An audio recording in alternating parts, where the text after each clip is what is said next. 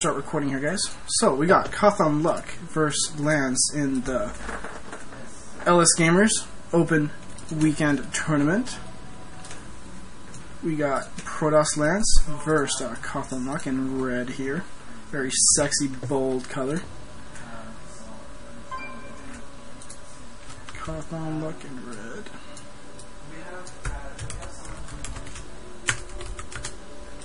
First, Lance in green.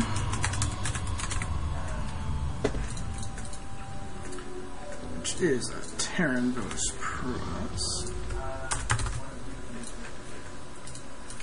We got just a standard supply depot. So instead of going for the 8 racks to get that early orbital command, instead going with a supply depot to keep his SCV production going until the barracks is thrown down. There's the barracks thrown down.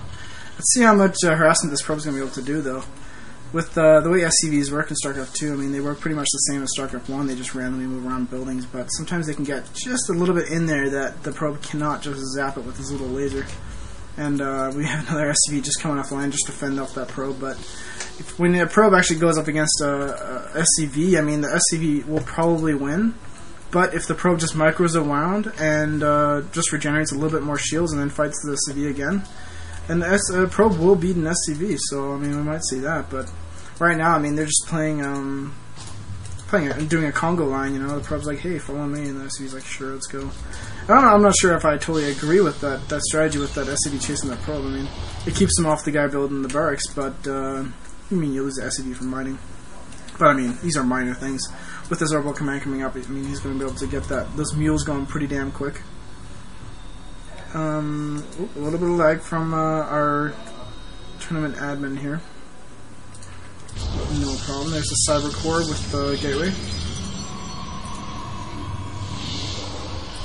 We got some chrono boosts. Lance is one of our seeded players for this tournament. Sorry, not seeded players. He was one of our randomly selected players from all of our signups. Anyone could have signed up for this event. We took the applications randomly and added them against the players that we chose to be in this tournament, such as Cawthon Luck and Huck and a lot of the others. And both players pretty much know what they're going for. I mean, we have SCVs going up against probes. Sorry. Protoss going against Terran, and they're both looking at their builds. They know exactly what's going on. It looks like just a gateway build, but this is where we're going to see the differential builds going on here. We're going to see, we only see gateways so far, but I mean, he could go for any kind of build now. He's got that cyber core down. But Cawthon Luck's going for just, it looks like a Rax build so far. It looks like he is setting up to get in his expansion, which is a little bit risky. I mean, if Lance decides to throw down 3 gates and push right now, I mean, this could be very powerful. But so far, I mean, it doesn't look like he's going to be able to push that any early. I mean, Cawthon Luck is going to get this economic advantage the longer he's able to hold this up. What I really want to see now is with Cawthon Luck, we just grab a couple SCVs, throw like 3 or 4, there we go, 3 or 4 barracks down, and just start pumping out units. There is a Reaper coming out, which is great. He's going to be able to do a lot of harassment with that Reaper. But, I mean, there are stalkers in the base of Lance, so he's not all that in trouble. Ooh, we got some early Marauders here in the Marine knocking down this pylon, but there's enough units here with some probes pulled off. He's not going to have a problem fighting himself at all. Those stalkers are pretty good against Marauders, but Marauders do a lot of damage for his armor. But you might put the stalkers around just like that, and you're not going to have all that much of a problem. I'd like to see this Reaper run into the base, but instead he's just going to sit here and fight. Maybe Cawthon Luck's just doing this to put a lot of pressure on Lance, so that Cawthon Luck's going to be able to get this expansion up with not a lot of harassment.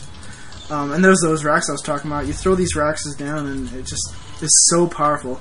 Recently, I've been watching the streams of LSGWO and all of them, and they've been doing this fabulous build against Protoss, where they get 1 racks, no gas, get the expansion out, and throw out 3 barracks before they even start getting gas. It's an amazing build. You have so much minerals and so many Marines on the field that a Protoss just cannot push you until they start getting the later tech. They're going to have to go with Colossus to fight the amount of Marines you have. But instead, Cawthon Luck's going for a 1 gas build, and instead deciding to go with a tech lab so you can continually pump those Marauders. But I mean, Lance sees this now. He sees that Kothalnak's got that expansion up. He knows that he's going to be behind in the macro battle really soon, and he's going to have to catch up. But, I mean, he's not going to be able to do any pressure against Kothalnak. These bunkers are just so cheap that Terran can throw down. I mean, if he throws down 3 or 4 bunkers, it's not a problem. He can salvage those bunkers later and then pump out a bunch of Marauders or Marines later with all that money. So, honestly, it's not a problem for Kothalnak. And even without the bunkers, he has just the same amount of units as Lance. But, and it could just be an experience thing that Lance is just a little bit less experienced than Kothalnak.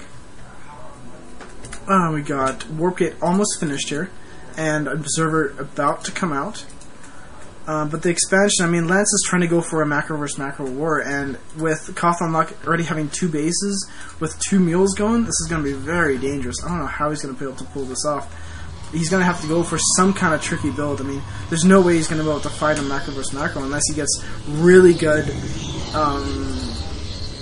use out of all of his units. I mean, if he makes the cost of the unit worthwhile, and he's able to kill more units with the less units, it's just going to be awesome. But I mean, look at this. Missile turrets are already up. I mean, he's not going to have to worry about DTs.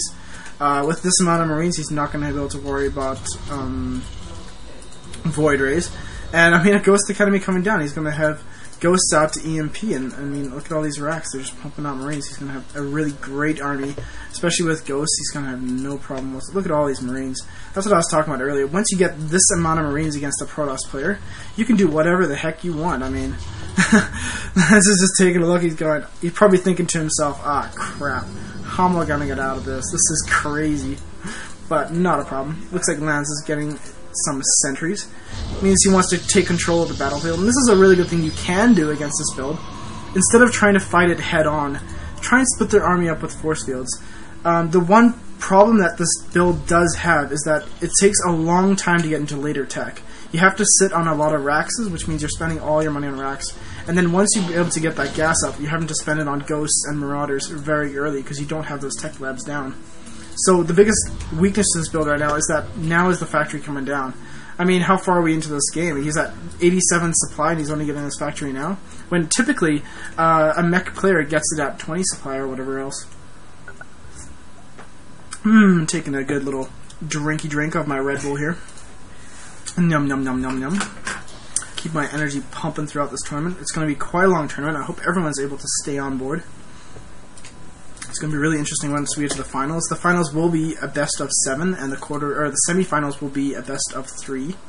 Whereas this quarterfinals that we're watching right now is a single elimination. Oh, Kothalnak, look at all these Marines. What does he have to fight it? A single Colossus coming out now? He's going to have to do some wickedly good micro to take this out. But look at all those Marines. Just destroy that Nexus in seconds. No problem, he says. He just marches right back to base. He's like, I'll take that Nexus, thank you very much. The Ursa calf is just like, hey, sup guys, do not blow me up, please. You know, he does have cookies inside, you know. The Ursa calves are known for their cookie insides, which is the reason why people blow them up. You know, they want those cookies. But instead decide not to do that. Oh, look at all these racks. This is just, once you get to this point with this Terran build, it's just absolutely impossible for a Protoss to have anything to fight it with. Especially now that you've knocked that economy of the Protoss out. He's going to have to at least get 3 or 4 Colossus and as many units as possible to try and even go up against this. And Lance is going to try and throw his expansion up again, which is, that's just not going to work. Look, missile turrets, if you don't know, missile turrets do shoot Colossus, because Colossus are considered an air unit, not a ground unit. So, looks like some... Sorry, did I say ground? Air, not a ground. They are both air and ground, so they can be targeted by missile turrets. And really great micro with the Kothalnak here. He's using his Marines in the back and putting his Marauders up forward. He knows that these Colossus are going to absolutely waste him if he tries. He knows that the Colossus are going to absolutely destroy these Marines if he tries to fight them. But look at that Lance upgrade. These Colossus can take out these missile turrets with ease. But I mean, already Kothalnak's got these Vikings out. This is just really dangerous position that Lance is in.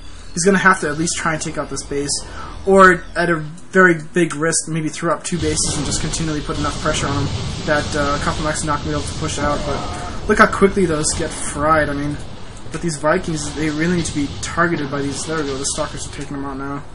But where is that Observer? The Observer's over here, so he's noting that this army is moving in. A single stim and taking out this Colossus. This Colossus is the key to this whole battle. And look how quickly they waste this army. But there goes the focus fire of these Marauders. There's just not enough meat wall to stop this Colossus from going down. And Lance calls it GG. He knows that this game is far from being able to even have any kind of a chance. So that was the round. That was the quarterfinals with Lance and Cawthon Luck.